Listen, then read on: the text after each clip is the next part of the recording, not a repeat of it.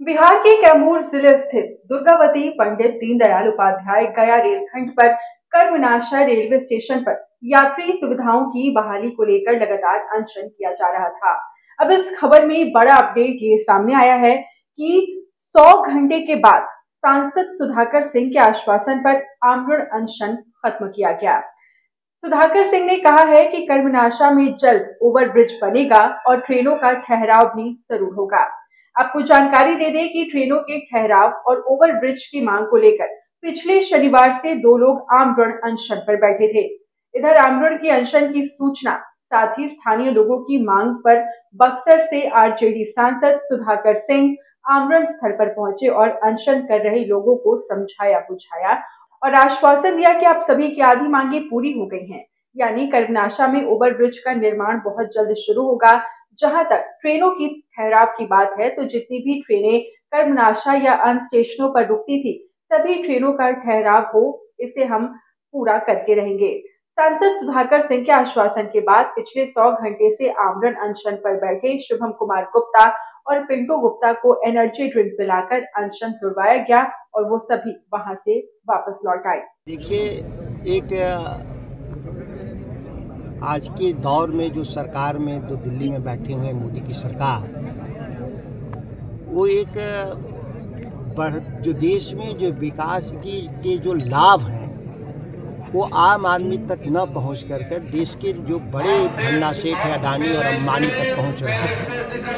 इसकी पूरी हम लोग लगातार चर्चा भी की है कि ये जीडीपी के बढ़ने का क्या अर्थ है जब आम आदमी के जीवन में बदलाव न हो। जब गरीब आदमी गरीब होता जाए तो और अमीर आदमी अमीर बनता जाए, इससे कोई विकास का कोई लक्ष्य हासिल नहीं होगा। लेकिन जो देश में मोदी जी की नेतृत्व वाली सरकार है उसका एजेंडा बहुत साफ है कि गरीब लोगों से पैसा छीन करके अमीर लोगों तक पहुंचा दिया जाए। इसका उदाहरण है रेलवे। रेलवे घाटा नहीं देती। रेलवे को घाटा पहुंचाने वाले लोग जो बड़े लोग हैं जो उसकी सुविधाओं का उपयोग करके भुगतान नहीं करते। आम आदमी तो बिना पैसे का एक टेम्पो में भी नहीं चढ़ता, गांव घर में रिक्शा में भी जाता है तो उसका भुगतान करके जाता है। लेकिन ये तो चाहते हैं लोग कि यहाँ जो सवारी गाड़ियों को हटा करके केवल माल ढुलाई के ट्रेन चलाए जाए। माल किसका है? देश के धन्ना सेठों का।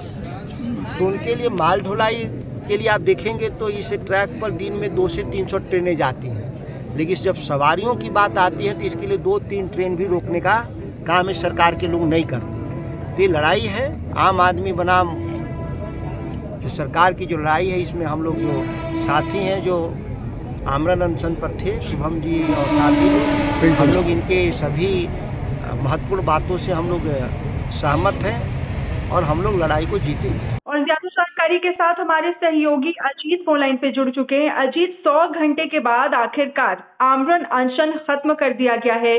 सांसद के आश्वासन देने के बाद इसे खत्म किया गया है। क्या कुछ खबर मिल रही है और क्या कुछ कहा गया है सांसद की तरफ से? देखिए, लगातार जो है शनिवार के दिन अनशनकारियों ने बैठे थे धरने पे। उन्होंने साफ तौर पे कहा कि कई कोरोना काल से यहाँ पे कई ट्रेन जो रुकती थी वो ट्रेनें जो है आज तक जो है रुका नहीं। और ओवरब्रिज की मांग हम लोग इसलिए कर रहे हैं कि यहाँ से 5-7 गाँव के जो है स्कूल के छात्र छात्राएं आते हैं पढ़ने के लिए, जो ट्रेन का दुर्घटना का शिकार हो गए, जिसकी काफी मौत भी हो चुकी।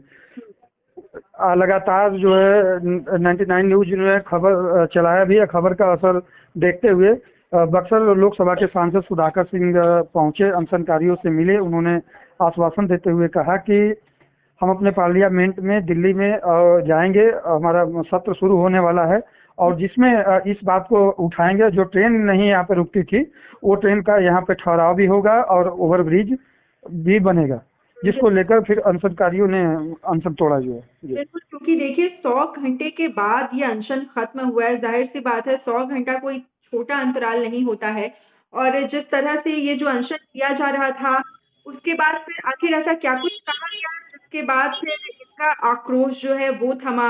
किस चीज का आश्वासन दिया गया है? देखिए, लगातार जो है ये इस साल के धरना नहीं है, ये लगातार जो है कि 3 साल से जो है वहाँ के अनशनकारियों ने धरना दिया था कि इसके पहले उन्होंने आरोप लगाते हुए कहा कि सांसद जो बक्सर लोकसभा के पूर्व सांसद थे अश्विनी कुमार चौबे, उन्होंने बराबर इन लोगों को आश्वासन देते थे कि आज ट्रेन रुक जाएगी और ओवरब्रिज बन जाएगा। हालांकि उनको कहने पर भी कुछ नहीं हुआ।